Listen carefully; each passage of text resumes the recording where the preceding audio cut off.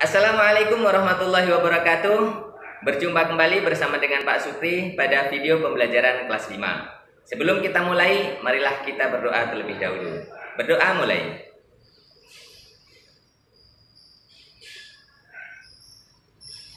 Berdoa selesai. Pada video pembelajaran kita kali ini adalah tema 1, subtema 2, pembelajaran kedua. Adapun tujuan pembelajarannya adalah yang pertama, mampu memahami salah satu organ gerak secara benar. 2, menyebutkan dan menunjukkan berbagai jenis tulang sebagai organ gerak manusia secara tepat. Yang ketiga, mengolah informasi dari bacaan dan menentukan ide pokok secara tepat. Yang keempat, membuat gambar cover secara benar. Marilah kita mulai pembelajaran ini.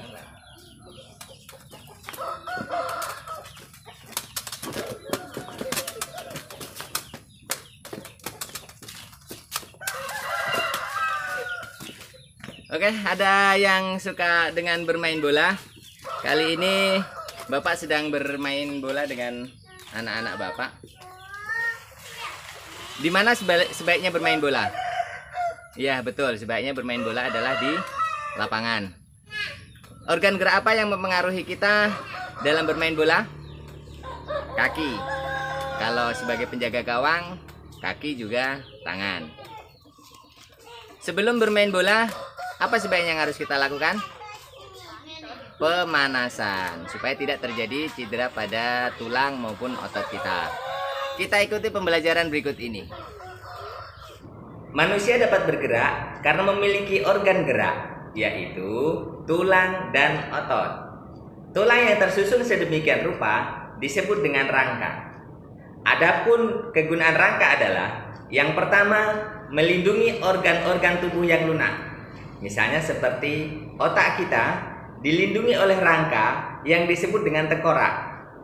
Ada lagi organ-organ tubuh yang lunak seperti jantung, paru-paru dilindungi oleh tulang rusuk dan tulang dada. Kegunaan rangka yang kedua adalah tempat melekatnya otot. Yang ketiga, menegakkan dan memberi bentuk tubuh. Yang keempat, membantu bergerak. Dan yang kelima, tempat pembuatan sel darah merah.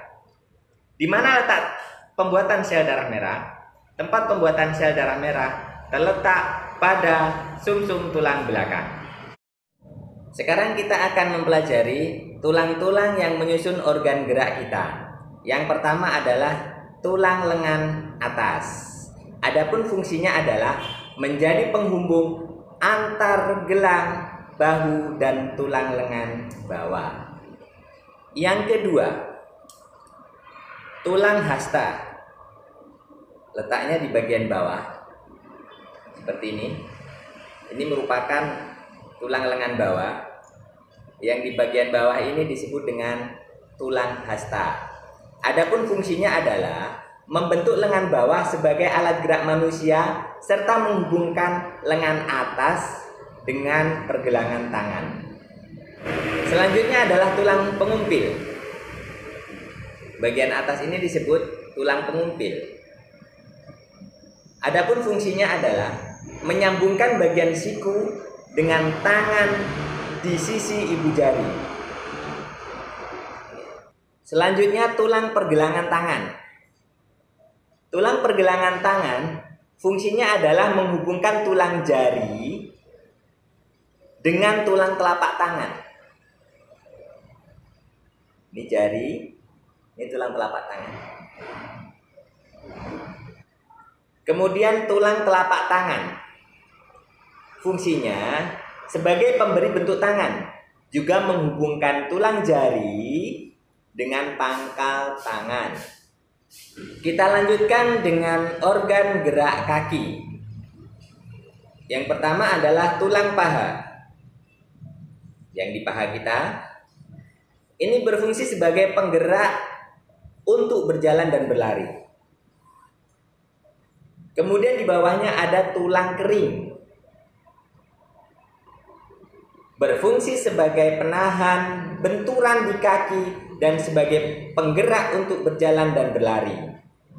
Yang di belakang ini ada tulang lebih kecil, namanya tulang betis.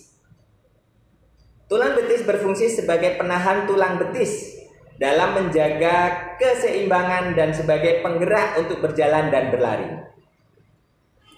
Selanjutnya adalah tulang pergelangan kaki. Fungsinya adalah memungkinkan gerak naik turun kaki karena adanya sendi engsel. Kemudian ada tulang telapak kaki.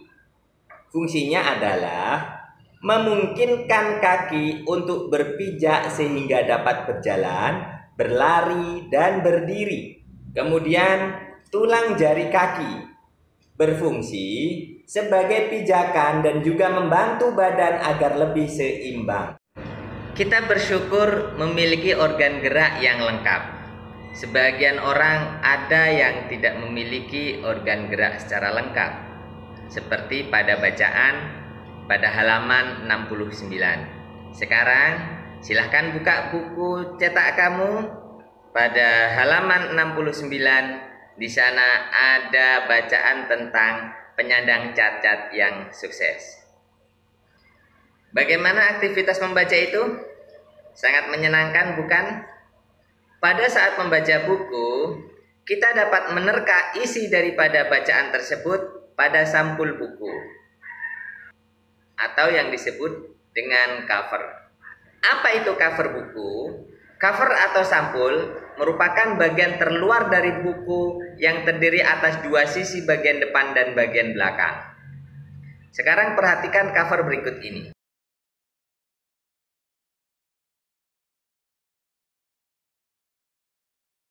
Nah, setelah kamu membaca cerita tentang penyandang cacat yang sukses, saatnya kamu membuat covernya.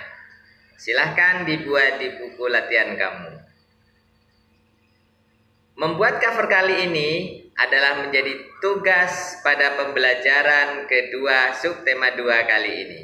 Setelah selesai, silahkan dikumpulkan kepada Bapak Ibu Guru Wali kelas kamu. Bagaimana pembelajaran kita hari ini? Cukup menarik, bukan? Ikuti terus pembelajarannya. Tetap semangat. Assalamualaikum warahmatullahi wabarakatuh.